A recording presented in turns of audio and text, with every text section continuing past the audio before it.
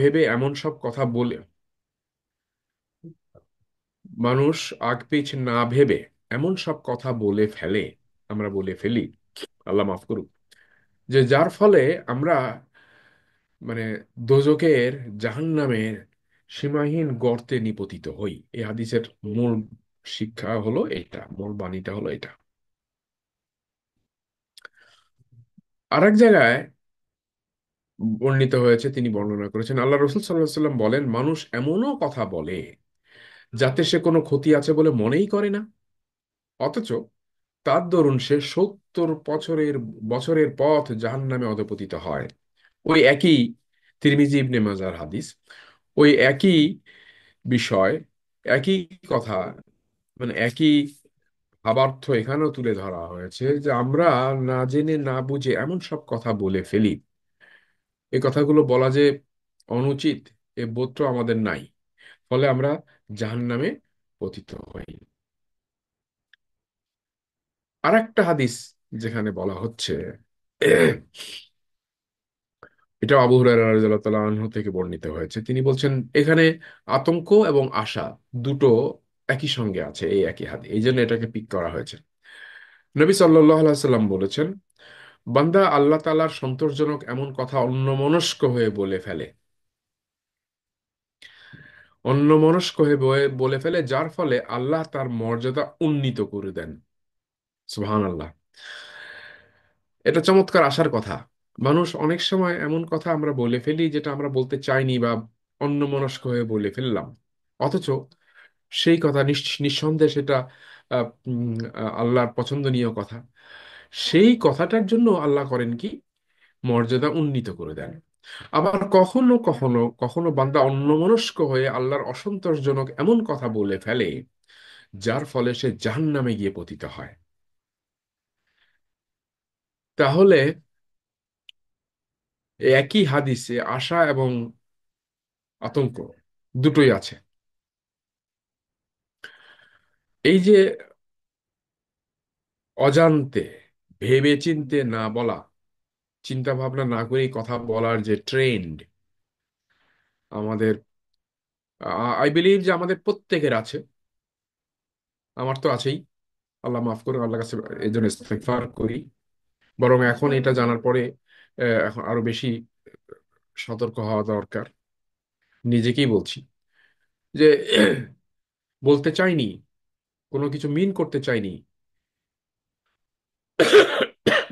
মাফ করবেন, অথচ আমার সেই কথা, অনিচ্ছাকৃত কথার কারণে আমি জাহান্নামের যোগ্য করে ফেললাম নিজেকে, আল্লাহ যদি মাফ না করেন। এরকম অবস্থা থেকে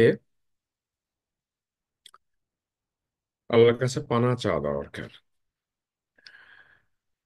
ইবনে হারিস মুজানি রাদিয়াল্লাহু তাআলা আনহু থেকে বর্ণিত, তিনি বলেন, আল্লাহ রাসূল সাল্লাল্লাহু আলাইহি ওয়াসাল্লাম বলেছেন, মানুষ আল্লাহ তাআলার সন্তোষমূলক এমন কথা বলে, আর সে কল্পনাও করে না যে তা কোথায় গিয়ে পৌঁছবে। আল্লাহ তার দরুন তার সাক্ষাতের দিন পর্যন্ত তার জন্য সন্তুষ্টি লিখে দেন। পক্ষান্তরে মানুষ,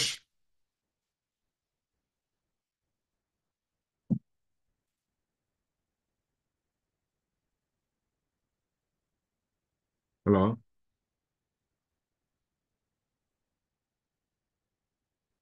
আপনারা কি শুনতে পক্ষান্তরে মানুষ আল্লাহ তাআলার অসন্তোষমূলক এমন কথা বলে, আর সে কল্পনাও করে না যে তা কোথায় গিয়ে পৌঁছবে। আল্লাহ তার দরুন তার সাক্ষাতের দিন পর্যন্ত তার জন্য অসন্তুষ্টি লিখে দেন। আমরা সূরা ইয়াসিনে হাবিব নাজ্জারের ঘটনাটা পড়েছি। সূরা ইয়াসিন যারা পড়েছেন বা পড়েন, যারা মুখস্থ আছে তারা জানেন যে আল্লাহ রাব্বুল আলামিন একটা জনপদে নবী পাঠালেন। তারা দাওয়াতি কাজে যে সেই জনপদের লোকদেরকে দাওয়াত দিচ্ছিল, দাওয়াত দিতে যে তারা বলল যে তোমরা তো নবী না, তোমরা মিথ্যুক। তো তোমরা যদি লাইন, এটা কি বললো, নানার জুমান্নাকুম, তোমরা যদি বিরত না হও তাহলে তোমাদেরকে পাথর দিয়ে মেরে ফেলবো। মাঠে কাজ করছিল লোকজন, মাঠের পাশে তাবলিগ করতে যায়, মাঠের পাশে তাদেরকে ডেকে কথা বলছিলেন। তো তারা হুমকি দিল যে তোমরা যদি বিরত না হও, নানার জন্য, নানার জুমান না, তোমাদেরকে পাথর মেরে আমরা একেবারে এখানে গেড়ে দিব, আমরা বলি না এখানে মাটিতে গেড়ে দিব, সেরকম। তো ওই সময় ওইটা দেখে, এই বাদানুবাদ দেখে মাঠেই কাজ করছিল আরেকজন, রাস্তার পাশ দিয়ে যাচ্ছিলেন উনি। তো দেখে আগায় এসছে রাজুলুন ইয়াসা কলা ইয়া কওমি, যে আমার এই সময় একটা মনে আসছে না, আমাকে মাফ করবেন, মুখস্থ আছে কিন্তু এই সময় আমি ঠিক ইয়ে করতে পারছি না, যে হে আমার কম, তোমরা তার কথা শোনো না, তো তোমার কাছে কোনো আজর চাচ্ছেন না, কোনো ইয়ে চাচ্ছে না, তারা তোমাদেরকে ভালো কথা বলছে, শোনো তোমরা মন দিয়ে, তোমরা তাদের কথাটা শোনো মন দিয়ে, দেখো কি বলতে চায়। তো এটা হচ্ছে যে মানুষের স্বাভাবিক স্বতঃসিদ্ধ একটা ইনস্টিংক্ট, কোথাও গ্যাঞ্জাম হচ্ছে, পথে পাশ দিয়ে এক কাঠমিস্ত্রি, যিনি মাঠে ওই যে কাঠ দিয়ে ফার্নিচার বানান, মানে কাঠমিস্ত্রি যাচ্ছিলেন। তো দুই পক্ষের লোককে গন্ডগোল করতে দেখে বলছে, আরে বাবা থামো, শোনো তারা বাইরে থেকে এসছে কি বলছে, একটু শোনো, শুধু এতটুকু বলেছেন। তো তখন ওই লোকরা, যারা নবীর উপরে চড়াও হয়েছিল, তিনজন নবী, তিনজন দায়ী, যখন চড়াও হচ্ছিল, তারা বললো যে আরে বেটা, তুই আমাদের মাঝখানে নাক গলাতে আসছিস, এ তো দেখি যে আমাদের লোক, আমার পাড়ার লোক, আমার গ্রামের লোক উল্টা এখানে দাঁড়ায় আমাদের কাছে উল্টা নসিহত করতে আসছে, আমরা ওদের সাথে গ্যাঞ্জামে এখন উল্টা তাদের পক্ষ হয়ে আমাদের কাছে, বেটা দেখি না রাজাকার বলে ওরে ওইখানেই মেরে দেয়, এখানে মেরেই ফেললো। সূরা ইয়াসিন আপনারা যারা পড়বেন আগামীতে, ঘটনাটা আরেকটু মন দিয়ে পড়বেন দয়া করে অনুরোধ করি। তখন মারা হলো, মেরে ফেলা হলো, তার কাছে কিন্তু নবীরা দাওয়াত দেওয়ার সুযোগ পাননি, তাকে দাওয়াত দেননি, বা দিয়েছেন বলে কোনো ঘটনা আমরা কোরআনে জানি না। সামাজিক যে প্রতিদিনকার নিত্য যে নৈমিত্তিক যে ইন্টারাকশন হয় মানুষের, এক পক্ষ আর এক পক্ষের ভিতরে, দুই পক্ষের ভিতরে মতবিরোধ হচ্ছে, সেখানে এক পক্ষ আর এক পক্ষের উপরে চড়াও হচ্ছে, পাশ দিয়ে একজন পথচারী হেঁটে যাচ্ছিলেন, দেখে বললেন যে আরে ভাই তোমরা থামো, তোমরা এরকম করছো কেন, ওনারা বাইরে থেকে এসছেন ভিনদেশী, তোমাদেরকে কিছু বলতে চান, ভালো শোনো, মন দিয়ে শোনো, কথাটা শোনো, রাগারাগির কি আছে, কথাটুকু এতটুকুই ছিল। এই কথার বিনিময় কারণেই তাকে মেরে ফেলা হলো।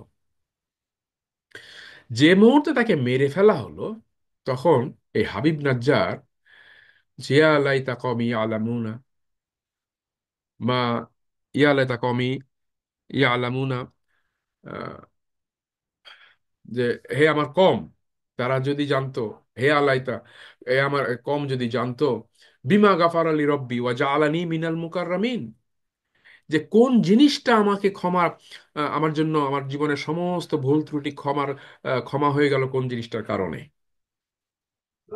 এবং ওয়াজআলানি মিনাল মুকাররামিন, এবং আমাকে এই জীবনে অর্থাৎ পরকালীন জীবনের কথা বলছে, যেখানে সম্মানিতদের অন্তর্ভুক্ত করে ফেললেন আল্লাহ, কোন জিনিসটার কারণে, সেটা হচ্ছে সূরা ইয়াসিনে যে কথাটা বলা হয়েছে, ওই যে উম, মানে হাবিব নাজ্জার বিবেচনা প্রসূত কোনো কথা বলেননি, চিন্তা ভাবনা করে গবেষণা করে কোনো কথা বলেননি উনি, ইমপ্রম্পটো, দুই পক্ষ বাদানুবাদে লিপ্ত ছিল, ইমপ্রম্পটো সেখানে বললেন কি, ভাই তোরা থাম, ঝগড়া করিস নে, এই যে ওনারা বাইরে থেকে আসছে, অন্তত কথাটা মন দিয়ে শোনো, ঝগড়াঝাটি করার দেখে ওদের মারতে যাচ্ছ কেন, শুধু এতটুকু কথা বলেছিল। এই কথার কারণে তাকে মেরে ফেলা হলো। আর যে মুহূর্তে তাকে মেরে ফেলা হলো, তার যে বক্তব্য পৃথিবীর লোকবাসী জানতে পারেনি, কিন্তু আল্লাহ পাক কোরআনে জানিয়ে দিচ্ছেন, ইয়া লাইতা কওমি ইয়ালামুনা বিমা গাফারা লি রব্বি ওয়া জাআলানি মিনাল মুকাররামিন, হায় আমার কম, হায় আমার জাতি, ওরা যদি জানতো যে কোন কারণে, কোন কাজের ওসিলায় আল্লাহ পাক আমার জীবনের সমস্ত গুনাহ ক্ষমা করে দিয়ে আমাকে সম্মানিতদের মধ্যে অন্তর্ভুক্ত করলেন। কোন কারণটা ছিল? কারণটা শুধু এতটুকু ছিল, আমরা জানি কোরআনের সূত্র ধরে, এতটুকু ছিল যে সেই ভদ্রলোক হাবিব নাজ্জার, সেই লোক এই বাদানুবাদে লিপ্ত দুই পক্ষের মাঝখানে যায় মানে যুক্তি এবং মানে স্বতঃসিদ্ধ যে মানুষের যে যুক্তির কথা সেটা বলেছেন যে ভাই মারামারি করিস নে, তোরা একটু থাম, মনটা দিয়ে শোন কি বলতে চায়, শোন, শোনো তোমরা, গেঞ্জামের কি আছে, শুধু এতটুকু বলেছিলেন। তাতেই আল্লাহ পাক তাকে এই পুরস্কারটা দিয়েছেন। তো ঠিক একই একই এই হাদিস থেকে আমরা সেটাই জানছি যে এমন কথা মানুষ বলে ফেলে, বলে, যে সে জানেও না, কল্পনাও করে না যে কোথায় গিয়ে পৌঁছবে। আল্লাহ তার দরুন তার সাক্ষাতের দিন পর্যন্ত তার জন্য সন্তুষ্টি লিখে দেন। এই যে হাবিব নাজ্জারের এই কথা থেকে, সূরা ইয়াসিন থেকে আমরা এটা জানছি। পক্ষান্তরে মানুষ আল্লাহ তাআলার অসন্তোষমূলক এমন কথা বলে, আর সে কল্পনাও করে না যে তা কোথায় গিয়ে পৌঁছবে। আল্লাহ তার দরুন তার সাক্ষাতের দিন পর্যন্ত তার জন্য অসন্তুষ্টি লিখে দেন। কাজে কথাবার্তা বলার ক্ষেত্রে খুব সাবধান হওয়া দরকার। কারণ মা ইয়ালফিযু মিন কাওলি ইল্লা লাদাইহি রাকীবুন আতীদ। মানুষ যে কথাই উচ্চারণ করুক না কেন, তাকে রেকর্ড করার জন্য, তার রেকর্ড রাখার জন্য তার নিকটেই প্রহরী রয়েছে। তার নিকটেই প্রহরী রয়েছে। আমরা জানি আমাদের কাঁধে ফেরেশতা বসানো আছে, কিরামান কাতিবিন ইয়ালামুনা মা তাফআলুন। কিরামান কাতিবিন, দুই ফেরেশতা বসানো আছে, দুইটা চিপস বসানো আছে। তারা জানে, ইয়ালামুনা মা তাফআলুন, তোমরা যা করো সব তারা জানে। আল্লাহ পাক বসিয়ে রেখেছেন। কাজেই আমরা গত প্রথম পর্বে যেখানে বলেছিলাম, সেখানে বলেছিলাম যে বয়ান হতে হবে সুনির্দিষ্ট জ্ঞান নির্ভর, যেটা আমরা গত পর্বে আলোচনা করেছি। এই পর্বে আসছে বয়ান হতে হবে এই সেই সুনির্দিষ্ট জ্ঞান বলতে কি বুঝাচ্ছি আমরা সেটা, আল্লাহর দেয়া জ্ঞান নির্ভর।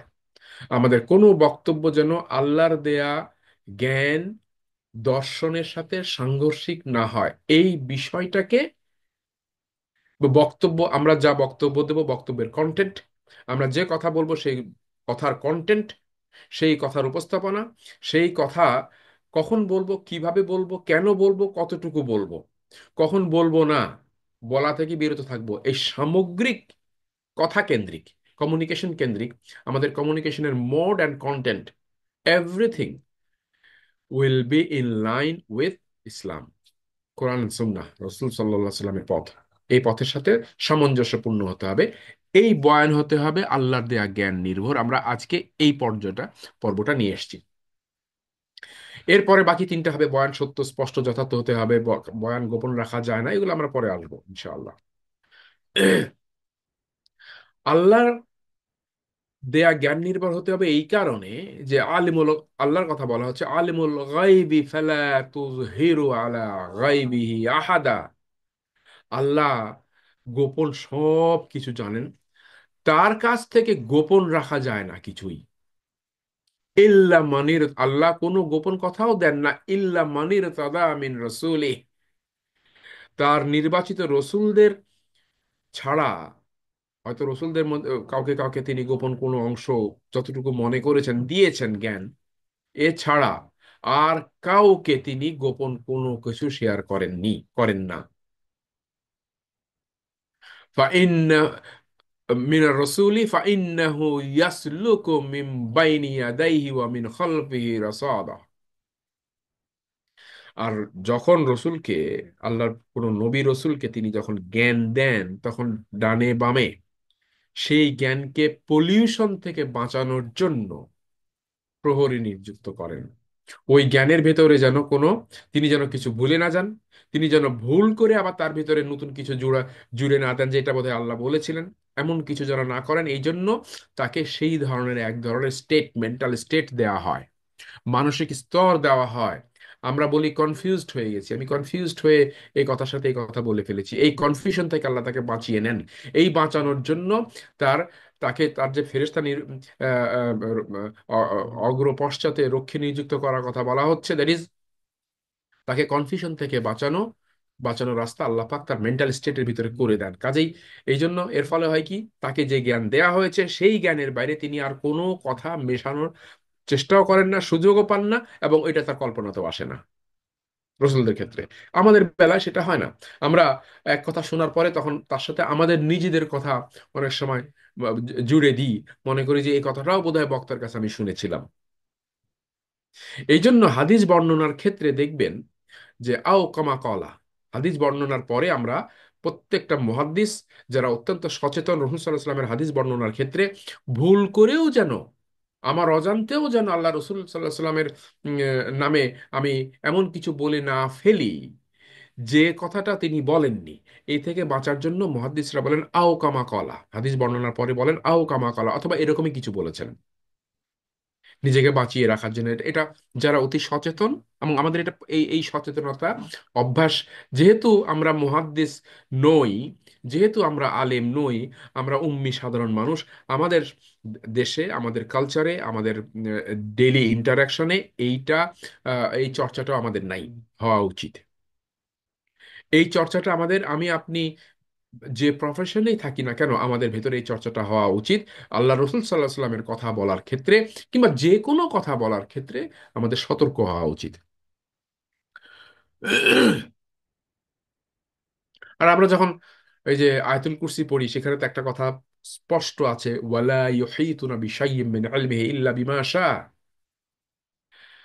আল্লাহ যা ইচ্ছা করেন তাছাড়া তার জ্ঞানের কাছে কিছুই তারা আয়ত্ত করতে পারে না। অর্থাৎ আল্লাহ যাকে যতটুকু জ্ঞান দিয়েছেন বা দিবেন, এর বাইরে আর কেউ কোনো জ্ঞান পেতে পারে না।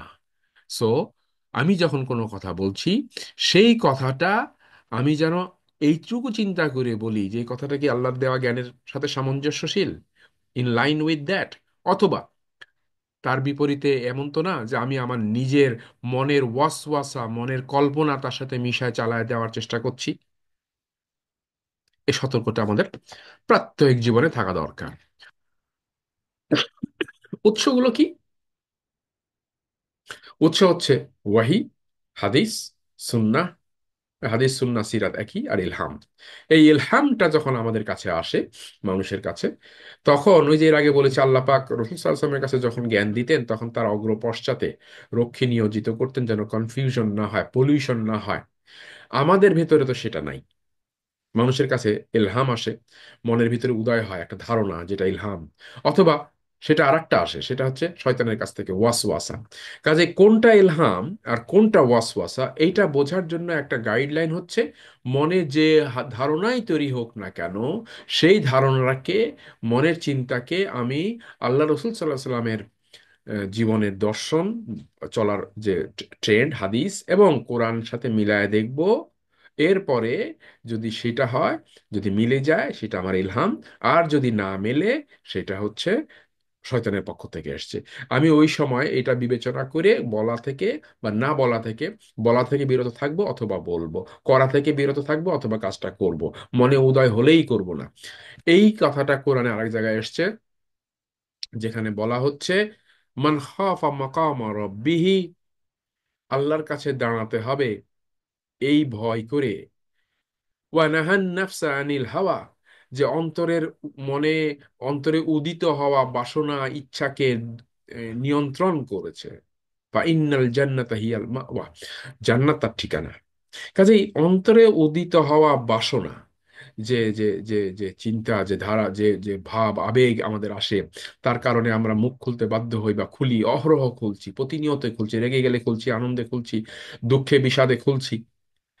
এই মুখ খোলার ক্ষেত্রে, মন্তব্য কথা বলার ক্ষেত্রে আমরা যদি আগে চিন্তা ভাবনা করে নিই যে এটাকে কি, এর কারণে কি আমি আল্লাহর সন্তুষ্টিতে পড়বো না অসন্তুষ্টিতে পড়বো, এই চিন্তা করে যদি আমি আল্লাহর অসন্তুষ্টিতে পড়ার, আমার মন যদি বলে যে এই কথাটা বললে আমি বিপদে পড়তে পারি আল্লাহর কাছে, আল্লাহর রাগের কারণের উদ্রেক হতে পারে, তাহলে আমি এটাকে থামিয়ে দেব। This is how self restrain চলে আসে।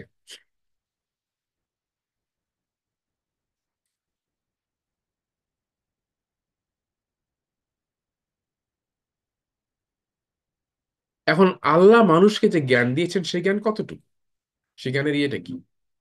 সেই জ্ঞানটা হচ্ছে, এই ঘটনা আমরা জানি, মুসা আলাহিসাল্লাম আর খিজির আলাহিসাল্লামের সাথে যখন পারস্পরিক কনভারসেশন হচ্ছিল, কমিউনিকেশন হচ্ছিল, ওই কমিউনিকেশনটা আমাদের পড়া দরকার খুব ভালো করে। এবং আমি অনুরোধ করি খুব সময় নিয়ে, একা, কোনো গ্যাঞ্জাম যেখানে আশেপাশে নয়েজের আপনার ডিস্ট্রাকশন আছে সেই জায়গা পড়বেন না। যেখানে ডিস্ট্রাকশন নাই সেরকম জায়গায় এই জায়গাটা নিয়ে বেশি ভালো হয় যদি ভোরে ফজরের নামাজের বসে পড়া, অথবা রাত্রে নামাজের আগে যদি সময় পান, যেখানে আপনার কোনো রকম ডিস্ট্রাকশন হবে না, এমন সময় এই টপিকসটা নিয়ে একদিন বসে দেখেন, একদিন, দুই দিন, তিন দিন পড়েন, তো দেখেন তো আপনার মনের ভিতরে নতুন আইডিয়া আসে কিনা। আমি শিওর যে আপনার মনের ভিতরে নতুন আইডিয়া আসবে। অধিকাংশ জ্ঞান যেটা আপনার কাছে, আপনার জানা জিনিসের ভেতরে যে ভার্সনটা আপনার কাছে আপনার মাথায় আসেনি, সেই ভার্সনটা আপনার মাথায় আসবে ওই সময়টায়। আপনি একটু ঘুম থেকে উঠে 1 ঘন্টা আগে ওঠেন, উঠে আগে থেকে ঠিক করে রাখেন ঘুমোতে যাওয়ার আগে যে আজকে ভোরে আমি এইটা নিয়ে একটু চিন্তা ভাবনা করব।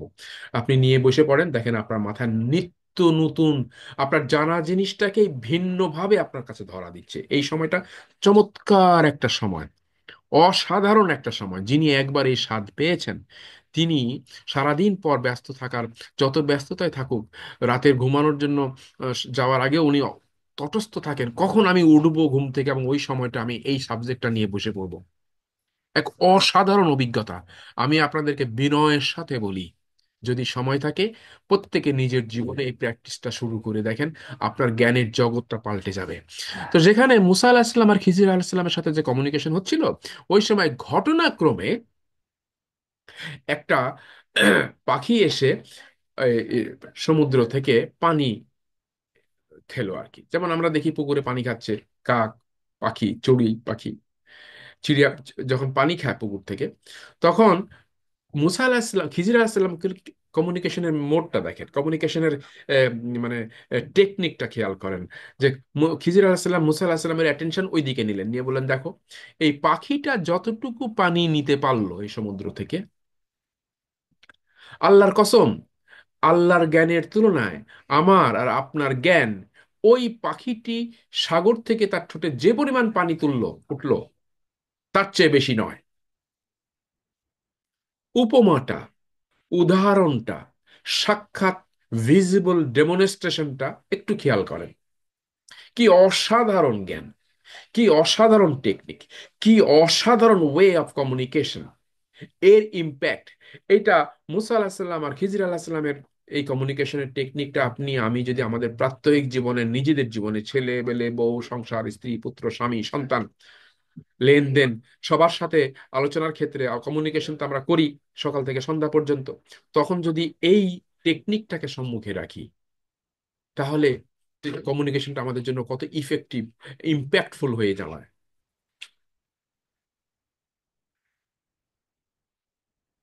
আর নবী রাসূলরা যে কথাই বলেন, ওয়ামা ইয়ানতিকু আনিল হাওয়া, তারা মন থেকে কিছুই বলেন না, মন গড়া কথা একটাও বলেন না। ইন হুয়া ইল্লা ওয়াহিয়ুহা, এটা তো ওহী, তাদের কাছে এই আহ, আহ, ওহী করা হচ্ছে, এটা ওহীর অংশ, তাদেরকে ওহী করা হয়। কাজেই এজন্য স্পষ্ট একটা গাইডলাইন দেওয়া আছে, ওমা আতাকুমুর রাসূল ফাখযুহু। আমার রসুল, সূরা হাশরে এটা, আমার রসুল তোমাদেরকে যা দেন তা গ্রহণ করো। অনেক কিছু দিয়েছেন উনি, ওনার জীবনের মানে শুরু থেকে শেষ পর্যন্ত অনেক কিছু দিয়েছেন, সব কিছু দিয়েছেন, বিভিন্ন ভাবে দিয়েছেন, কমিউনিকেশন করে দিয়েছেন, verbal communication, non verbal communication, bodily communication, কেনেসিসের মাধ্যমে উনি দিয়েছেন। যা দিয়েছেন ফাকজুহু, এটা নিয়ে নাও। ওমা নাহাকুম আনহু, আর যা থেকে তিনি নিষেধ করেছেন, নাহা করেছেন, ফান্তাহু, সেখান থেকে বিরত থাকো। এই হচ্ছে গাইডলাইন। মানুষের প্রিস্টিন কমিউনিকেশন আমরা যেটা বলেছিলাম প্রথম পর্বে, ওয়াল্লাম আল আদা ওয়াল্লাম আল আদামা আদম আল আসমা ওয়াল্লামা আদম আল আসমা কুল্লাহা, সমস্ত জ্ঞান আল্লাহ পাক আদম আলাইহিস সালামকে শিখিয়েছেন। থুম্মা রাদাহুম আলাল মালাইকাতি, এরপরে তিনি ইচ্ছা করলেন ফেরেশতাদের সম্মুখে, ফাকাল আম্বিউনি, বললেন কি, আম্বিউনি, ফেরেশতাদেরকে বললেন, আম্বিউনি, আমাকে জানাও, বি আসমা হাউলাই, এই যে যা কিছু দেখছো, এই বিশ্ব মখলুকাতে সব কিছুর পরিচয় আমাকে দিয়ে দাও, তোমরা জানাও, বলো দেখি কি দেখছো, এগুলো পরিচয় কি। ইন কুনতুম সাদিকিন, তোমরা যদি সত্যবাদী হয়ে থাকো। তারা বলল কি? ক্বালু সুবহানাকা, আয় আল্লাহ, আপনি সকল ত্রুটি দুর্বলতা থেকে মুক্ত।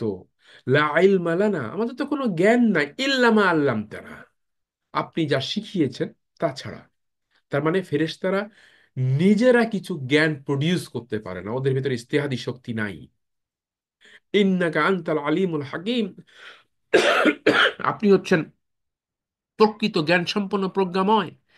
এই যে ফেরেশতারা শেখানো জ্ঞান ছাড়া, তাদেরকে যে জ্ঞান শেখানো হয় সেই জ্ঞানের উপরে ভিত্তি করে তারা নতুন একটা ন্যারেটিভ, নতুন একটা বয়ান তৈরি করবে, এই ক্ষমতা ফেরেশতার নাই। কিন্তু এই ক্ষমতাটা আদম আলাহিস সালামের আছে, এই ক্ষমতাটা মানুষের আছে। মানুষ তার প্রাপ্ত জ্ঞানের উপরে ভিত্তি করে নতুন একটা ন্যারেটিভ তৈরি করতে পারে, এবং এই ন্যারেটিভ সত্য হতে পারে, মিথ্যাও হতে পারে। এই ন্যারেটিভটা মানুষ যখন তৈরি করতে যায় তখন আমাদের স্মরণ রাখা দরকার, আমাদের প্রত্যেক জীবনে, আমাদের দেশ, সমাজ, ব্যক্তি, পরিবার। আমি আমার সন্তানকে কালকে ধরেন কথার কথা ইংল্যান্ডে পাঠাবো পড়তে। একটা ইউনিভার্সিটির ফিডব্যাক আমি এই সার্ভে করলাম। একটা সাবজেক্ট, যে সাবজেক্টে পড়লাম সেই সাবজেক্টে গত 6 মাস ধরে আমি সার্ভে করে জানার চেষ্টা করছি আগামী 10 বছর এই সাবজেক্টের কোন ব্রাঞ্চটা পৃথিবীতে ডমিনেট করবে, কোন ব্রাঞ্চটা ডিমান্ড বাড়বে। আমি আমার সন্তানকে বলবো, যদি আমার বাবার দায়িত্ব পালন করতে হয়, তা বলবো তুমি তোমার সাবজেক্টের উপরে এই ব্রাঞ্চের উপরে পিএইচডি থিসিস রেডি করো, 10 বছর পর তোমার কাজে লাগবে। You will be well ahead of others. অন্য যে কোনো লোক 10 বছর পরে যেটা চিন্তা করবে, তুমি এখন থেকে সেই চিন্তা শুরু করো। 10 বছর পরে যখন ইয়ে হবে, ইউনিভার্সিটিতে টিচার্স এবং রিসার্চার খুঁজে বেড়াবে, তখন তোমাকে সবার আগে তারা পিক করে নেবে, কারণ তুমি এইটা, আমার ধারণা 10 বছর পরে এই এই ব্রাঞ্চটা ইয়ে করবে, ফ্লারিশ করবে। কিন্তু আমি এই যে ন্যারেটিভ একটা তার সম্মুখে খাড়া করে দিচ্ছি, আমি একটা উদাহরণ দিলাম, আমি একটা ন্যারেটিভ তার সম্মুখে খাড়া করে দিলাম। এই ন্যারেটিভ খাড়া করার সময় আমার মনে রাখা দরকার, ওয়ামা উতীতুম মিনাল ইলমি ইল্লা কালিলা, আল্লাহ মানুষকে খুব যৎসামান্যই জ্ঞান দিয়েছেন। এই জ্ঞান দিয়ে সৃষ্টি করেছেন, সামান্য জ্ঞান ছাড়া দিয়েছেন আল্লাহ, খুব বেশি জ্ঞান দিয়ে মানুষকে সৃষ্টি করেননি। মানুষের এই যে হিউমিলিটি, এটা মানুষের ভিতরে আমাদের, তার মানে হচ্ছে প্রত্যেকটা কমিউনিকেশনের বেলায় হিউমিলিটিটা আমাদের রাখা দরকার। মুহাদ্দিসরা হাদিস মুখস্থ করছেন, ওস্তাদের সম্মুখে হাদিস আওড়াইছেন, এবং বারবার সেটাকে আওড়ানোর পরে তারা ইজাজত পেয়েছেন, সার্টিফিকেট পেয়েছেন যে হ্যাঁ, এখন তুমি হাদিস বয়ান করতে পারো। তারপরেও তিনি হাদিস বলার পরে বলেন কি, ওই হিউমিলিটির কারণে, আও কামা কলা, আল্লাহ রসুল এরকমই কিছু বলেছেন। এই যে হিউমিলিটি, এই হিউমিলিটিটা আমাদের শুধু হাদিস বর্ণনার ক্ষেত্রে নয়, কথাবার্তার, প্রতিটা কথাবার্তার কমিউনিকেশনের ক্ষেত্রে হিউমিলিটি আমাদের রাখা দরকার। এখন আমরা আল্লাহ পাক যে বলছেন যে কতটা খুব কম জ্ঞান দিয়েছি, খুব কম জ্ঞান দেওয়াটা কতটা জ্ঞান আল্লাহ পাক দিয়েছেন, এইটুকু আমাদের বোঝা দরকার। তো এটা আমাদের কাছে অনেক বিশাল জ্ঞান মনে হতে পারে, কিন্তু ওই যে আল্লাহ পাক যে মুসা আলাহিসাল্লামকে দেখায়, খিজির আলাহিসাল্লাম বলেছিলেন যে এই পাখিটা যতটুকু পানি সমুদ্র থেকে নিতে পেরেছে, ততটুকু জ্ঞানও আল্লাহ পাক আমাদেরকে দেননি, অর্থাৎ ততটুকু জ্ঞান আমাদের দিয়েছেন। সমুদ্রের থেকে একটা পাখি চঞ্চুতে একবার পানি তুললে কতটুকু পানি তোলে, কতটুকুই বা ওঠে, ঠিক সেই পরিমাণ জ্ঞান আল্লাহ পাক দিয়েছেন। আল্লাহ পাক বলছেন ফাকিমু ওয়াজহাকা দিন, আল্লাহর দেওয়া দিনের জীবন বিধানের উপরে তুমি অটল থাকো। দিন হানিফা, অর্থাৎ আল্লাহর দেওয়া যে হানিফ, সোজা সোজা সরল দিন, এটার উপরে অটল থাকো। ফিতরাতাল্লাহিল্লাতী ফাতারান নাসা আলাইহা, আল্লাহর যে বৈশিষ্ট্য, সেই বৈশিষ্ট্যের উপরেই মানুষকে সৃষ্টি করা হয়েছে, ন্যাচারাল বৈশিষ্ট্য। লা তাবদিলা লিখালকিল্লাহ, আল্লাহর সৃষ্টিতে কোনো পরিবর্তন নাই। যালিকা দীনুল কাইয়্যিম, আর এটাই হচ্ছে মানুষের স্বভাব সিদ্ধ, স্বতঃসিদ্ধ, ন্যাচারাল দিন, জীবন। ওয়ালাকিন্না আকতারান নাস লা ইয়ালামুন, আসলে অধিকাংশ মানুষ তা জানে না। এখন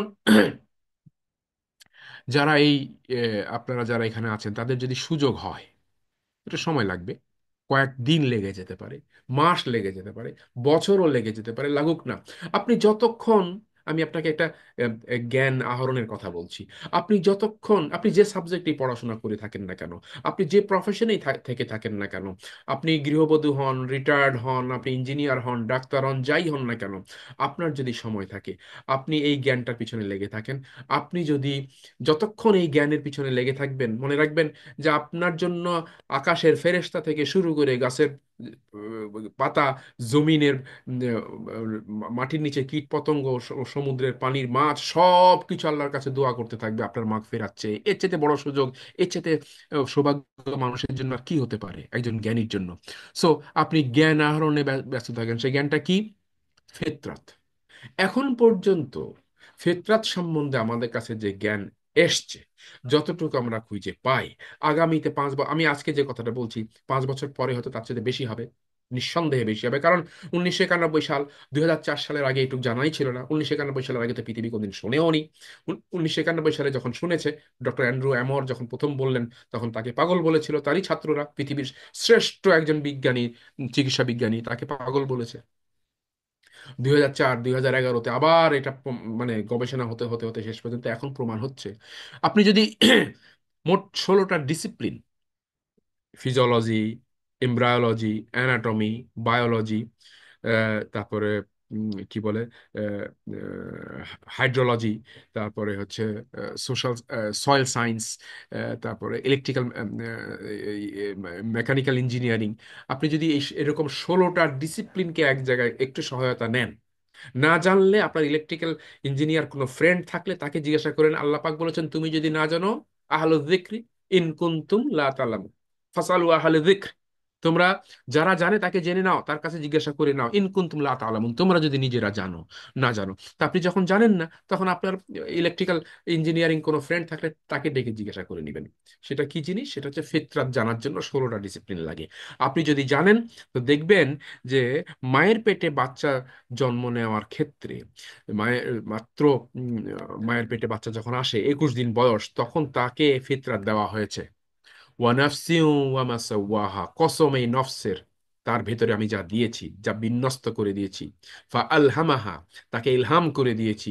ফুজুরাহা, ভা- মন্দের জ্ঞান। ওয়া তাকওয়াহা, ভালোর জ্ঞান। তাকে ভালো এবং মন্দের জ্ঞান দিয়ে দেওয়া হয়েছে মায়ের পেটে থাকা অবস্থায়।